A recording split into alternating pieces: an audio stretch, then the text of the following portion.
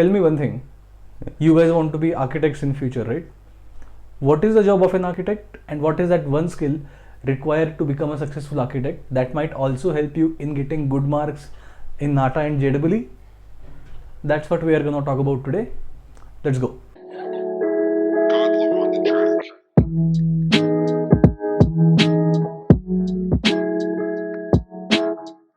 Alright, so when we talk about the roles and responsibilities of an architect, a lot of people have different approach. Some people say the architect is the leader of a team of contractors, vendors, laborers, suppliers, consultants and other people that delivers a project based on what the client requires. Some people say that architect is only limited to making plans and elevations and side elevations. Some people say architect also helps in selecting the materials, colors, finishes, etc. And all of them are true. Basically, the architect is involved in the project from the scratch, from the very first day to the last day. And the roles and responsibilities of an architect also varies from the scale of the project. Let's say that you only want to design a toilet. The standard size of a toilet is 0.9 meters by 1.2 meters.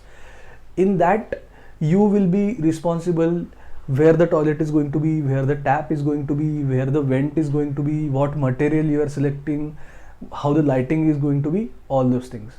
Let's say you want to design a house, then let's say it's a 2 BHK. So how bedrooms and halls and kitchen are interconnected with each other and how it is helpful for the particular family.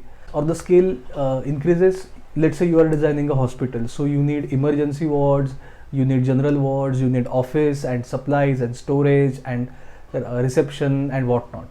As the scale increases, the complexity of the project increases, the responsibility of an architect also increases. The bigger the scale of the project is, the more complexities you have in interconnectedness of different areas and places and spaces and room. And it is your job as an architect to arrange all of those rooms, areas, etc. in a certain way so that it is most efficiently and purposefully designed space. Sometimes you solve the problem with 3D and massing. You design tall skyscrapers of different sizes and shapes, or bend them in order to improve the connectivity by making them into a loop. Case in point, CCTV tower in China by Rem Koolhaas. Or you create something interesting such as interlace to break the stereotype of housing complexes while providing a better connectivity and more green spaces to a lot of families. Or maybe you just arrange a group of buildings of various sizes and shapes in group, such as City of Arts and Sciences by Santiago Calatrava. Or even improve the tourism of a place by designing something as exotic as Guggenheim Museum in Bilbao, Spain, which actually has a name, Bilbao Effect, which helped uplift the economic crisis of that city. Okay, so as an architect, you do a lot of stuff, but mainly your job is to design. Now, what do you mean by design?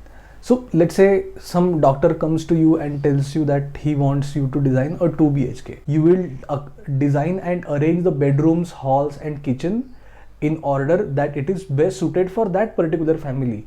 You will not be designing the same set of design or same arrangements for different families. You will not design the same layout for a bank and a beauty parlor. You will not design the same cities for two different climatic conditions. You will not design two different cities in the same way if one of which is supposed to be an industrial IT hub and one of them is supposed to be a tourism hotspot in that area. And you will not be designing hospitals with very narrow corridors because you like cozy stuff, and you will not be designing a city where handicaps have no access to public space. So even if you have same set of things to design, you will not arrange them, distribute them, layout them in the same way, because in every different project requirement matters, the context matters, the scale matters, the purpose differs. So after knowing all these things, what do you mean by design? It's actually very simple. When you say that you are designing something, what you are essentially doing is you are arranging the different areas or different elements in such a way that it functionally is most efficient, or maybe in some cases it is visually pleasing.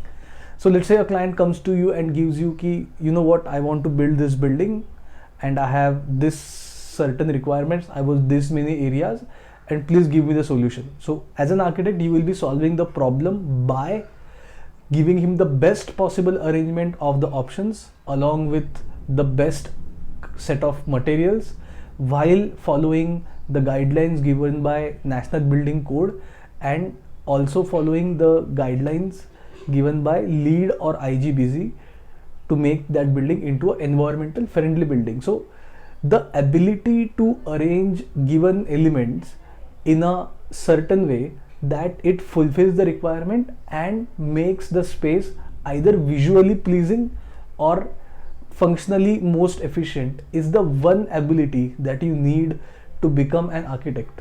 The most important thing as an architecture aspirant that you should cultivate right now is take the given elements, arrange them as per the given requirement, either to make it visually pleasing or to make it functionally efficient. That is the one skill that you need to become a successful architect in your professional career also. Okay, let me try something else. Let me try to explain you using a very interesting analogy, which is composition biryani hai. What do I mean by that? Okay, so a biryani is a mixture of rice, chicken or vegetable or any other type of meat along with oil, masalas, condiments, all those things. But you don't make a biryani by taking all the elements and just throwing it in a kadhai, and you don't call that a biryani, right? So in order to make a nice biryani, you first need to know what is a biryani, which is what we are doing today. We are understanding what is a composition. Then you select the best quality ingredients for a particular type of biryani. In architecture's case, it is different areas, different materials, different rooms, spaces, landscapes, etc. And then you follow a particular process. You give it certain time, you use the exact measurement, you layer it properly, and then a biryani is done. You don't take whatever is available to you in whatever quantity and just throw it away and just put it in a cooker. No, that is not a biryani, right?